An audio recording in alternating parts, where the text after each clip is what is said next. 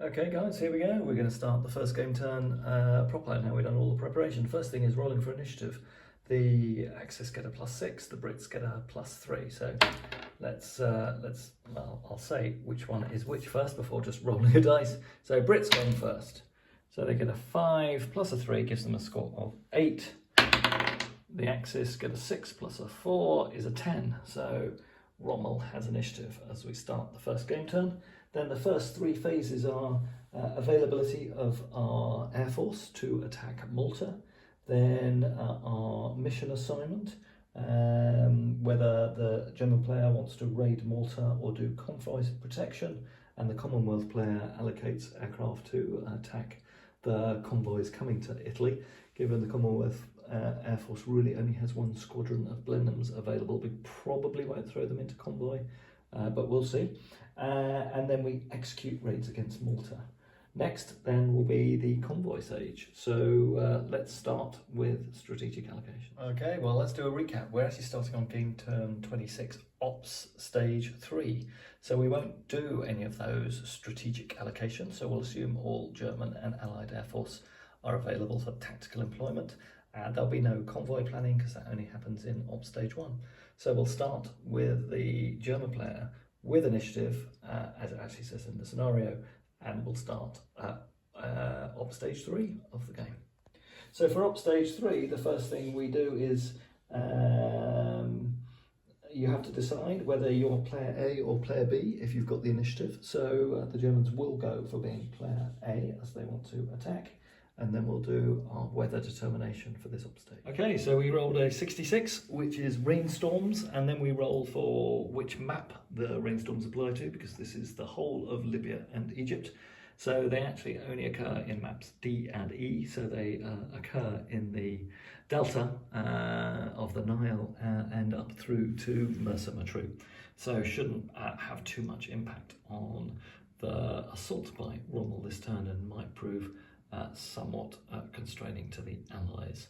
So weather going in the favour of Rommel as he kicks off the start of this game. All right, we've got a summarised order of play here. So for the beginning of the Ops stage, we do initiative declaration, which we've done, and the Germans, as I said, have selected player A. We've done weather determination, which is rainstorms in the delta. We're now doing the organisation phase, so we can redistribute water. All units have water supplied to them at the beginning of this campaign, so that's fine. We can attach or reattach units. We're assuming for the start of the game that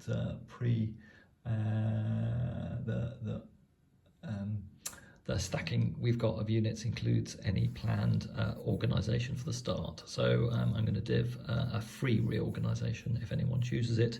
Then we move on to attrition. For anyone who's not been adequately supplied with water or stores, everyone has been. Then there's a construction step. So any work scheduled for completion can be completed, and we can initiate any. Certainly for the Germans who have initiative, they are not initiating any construction as they're in their defensive positions and starting an offensive. Then the training segment, there is no training for the Germans. Supply distribution, so we can move units from supply dumps into land units, nothing relevant for that. And we can do tactical shipping. So we will start by doing some tactical shipping for the Germans, moving some of their supplies from Tripoli forward towards Benghazi, but they will not be looking to dock at this stage as there is no port, but we will start a ship sailing towards Benghazi. Okay, so we've got our first loss of air missions flagged up and taking place here. So we've got a large raid on the 2nd Armoured, launched by 4 squadrons of Messerschmitt 110s using a ground assault mode, escorted by 2 squadrons of Italian CR-42s. We have another squadron of Italian CR-42s providing combat air patrol over the 5th Light Division, and we've got some Hurricanes also forming combat air patrol over the 2nd Armoured. So we'll have combat as the Hurricanes fight the CR-42s and the attacking Messerschmitt 110s. Let's see how that plays. Okay, so we've just been resolving the air combat. So the 12 Hurricanes went up against the 24 CR-42s of the Italians, biplanes, I think. And you have to compare the TAC air modifier, so how good they are at tactical combat. The Hurricanes are 1 better than the CR-42s, and then their manoeuvre rating as well, and the Hurricanes' manoeuvre rating is 4 better than the CR-42s.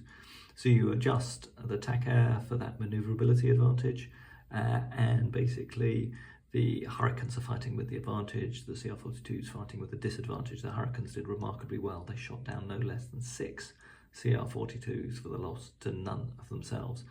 That meant that the surplus of Hurricanes could attack the BF-110s from that interception, but because there were still 18 CR-42s in the air, there were no surplus Hurricanes, so they have not been able to attack the Messerschmitt 110s. Now the 4 squadrons of Messerschmitt 110s go against the support group, and we've got some flak fire. Let's see how that goes. Okay, so we've now fired our anti-aircraft fire. So we've looked at the 2nd support group. They have a couple of TAC points of Boffa's 40mm anti-aircraft guns. They fired at the attacking Messerschmitt 109 squadrons and the fighter escorts, and caused no casualties and no aborts for any of them. So now the Messerschmitt 110s will go in against the 7th. They're all targeting the infantry battalions and trying to disrupt them, 2 squadrons on each battalion. All right, so remarkably effective. We managed to pin no less than 5 units in the 2nd support group, so pretty much all of it, which means those units are pinned in place and not able to defend themselves in close assault. So we'll see what happens to them as the ME-110s wheel away and we move on with the rest of the turn.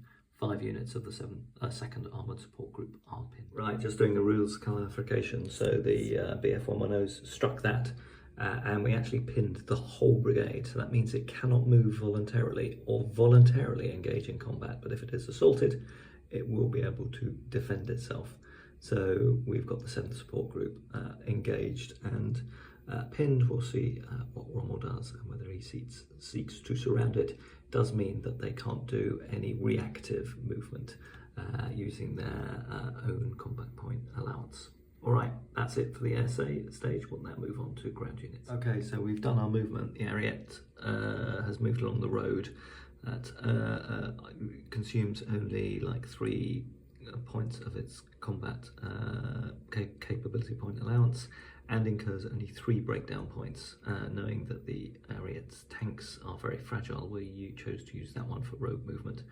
We've swung the 5th Light along these tracks and trying to get to the rear of the 2nd Armoured Brigade. So they incurred about 15 breakdown points for that movement, and they successfully executed that again without any breakdowns. The reconnaissance battalion of the 5th Light has gone all the way up along these coastal tracks to attack this airfield and hopefully supply dump. Actually, they've discovered it's only got a squadron ground support unit there, so they will have to do an emergency relocation with their planes, which they will. So they will require refitting and we'll capture that airfield. But we've got to do our breakdown for this unit as well, which could be substantial. So I'll just go away and calculate those and see what their breakdown situation is. This reconnaissance unit has incurred no less than 58 breakdown points.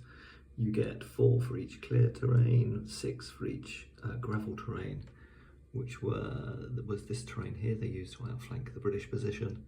And that's halved for moving along tracks and further reduced for moving along roads, but mainly that was along tracks and a little bit across open terrain. So at 56 breakdown points, we'll just see what that's done to our operational status. So no less than 25% of our reconnaissance unit has broken down, so we'll lose that much of our operational effectiveness, and we'll put a breakdown marker in that. Okay, so we've got combat here now. So the Ariete has moved up against the pinned 2nd support group, and the 5th Light is going against the flank of the 2nd Armoured.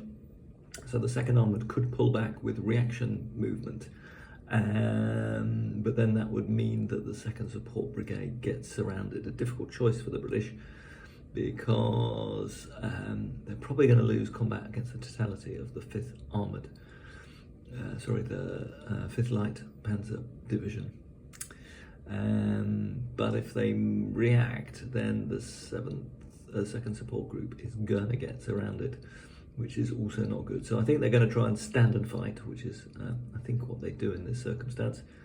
So if they're standing, they're not doing reactive movement. So the 5th Light has moved up, and it's done a barrage to try and pin the 2nd Armoured in place. It's managed to pin one of those armoured battalions, and will now move through into the combat phase. All right, so we have to work out the anti-armour rating of the 5th Light, with all of those 2 regiments of panzers, 5cm, 3.7cm and 88mm flak guns, comes up with no less than 126 points of anti-armour value. You divide that by 10 and roll 2 dice.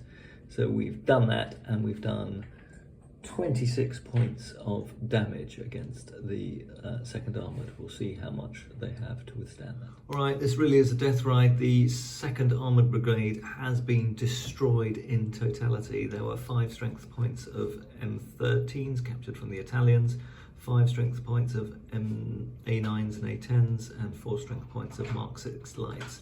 So a pretty weak armoured force.